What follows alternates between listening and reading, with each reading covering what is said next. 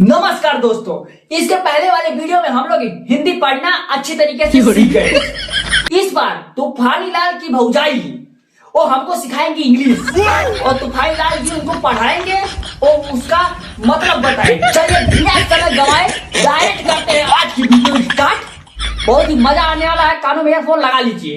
तिवारी लगा ले फटाफट से वीडियो। बोले भौजी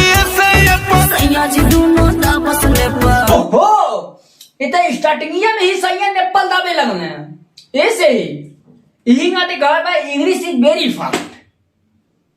अब इंग्लिश फास्ट बिया तब एमे का होई हमरो के कुछ नहीं पता।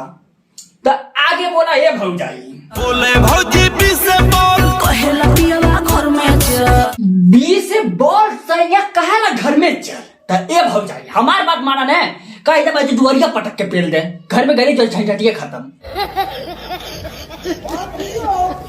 दिसे तू भौजी हो बोला खाली डक मारे सैया धक्का धक मारे सैया धक्का धक। जब सैया मारा ना भाका भाग कराला कुकरी स्टाइल में माराला, हमें लगे अब कुकरी स्टाइल में मारा ना सिर्फ चाट चाट बोली भाई। भाई लोग वीडियो में हम का बोलता नहीं हमरा के खुद नहीं छे पता। कैसे ये वीडियो बनाते हैं बहुत ज्यादा हंसी आवती है, कैसे वीडियो जल्दी शूट हो ना पावता।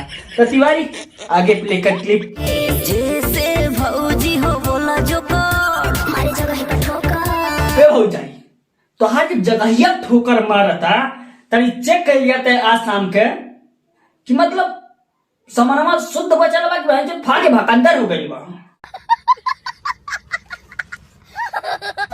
कतना गंदा बोलता रो ए तूफानी भाई भौजाई है ना ते गंदा बोला ताड़ी कहे तू अभी तक गंदा ना बोल रहा है तो हर कभी तक कहूँ ना कहूँ पूरा करवे करी। तू गंदा बोला बस भौजाई हो जाइए शांत। तू गंदा ये नहीं बोल के दिखाई खाली। ये बड़ी अच्छी बात कही आप। से तूफानी से पकड़े चढ़ाई कोई मायर माये वाह तूफानी वाह, भौजाई के ऊपर चढ़ाई कर बा। मतलब इतना गंदा बोले कि ना बोल ली कि मतलब तू इतना गंदा बोलना कि तूफानी भौजाई के ऊपर करस चढ़ाई। अभी तक भौजाई कह रहा भौजाई के ऊपर चढ़ाई करवा। वाह तूफानी वाह, मतलब कुछ सोच समझ के बोल करा यार। आप कहाँ थे ज्ञानी बाबा? यू से भौजी हो बोला मरेला सैया खूबे लेला सैया खूबे लेला ते ए बहन चले सैया लेत बा तो लेवे दा, लेकिन हमार माथा मत खराब कराया बा। हम तहर पढ़ाई सुन लेनी, हम तहरा के नहीं खोजत, हम तहरा गुरु के खोजत नहीं। उनका गुरु ना रहने, उनका गुरुआइन रहने। तू गुरुआइन का पता पूछा।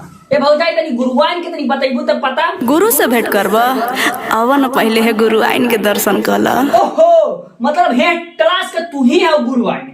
तो तूफानी भैया जाके दर्शन करा, हमारा के माफ करा। एकरा बाद हम ना वीडियो बनाई। तू जाके अपन गुरुआइन के दर्शन करा, हमरा पीछा छोड़ा।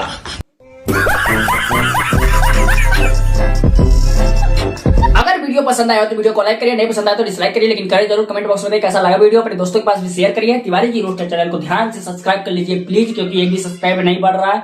आप लोग का सपोर्ट का हमें जरूरत है, प्लीज सपोर्ट दिखाइए। आप लोग प्यारा प्यारा कमेंट करिए। तिवारी जी रोस्टर चैनल को ध्यान से सब्सक्राइब करिए। चलिए मिलते हैं इसी तरह मनोरंजन भरे वीडियो में, तब तक के लिए हमें इजाजत दीजिए।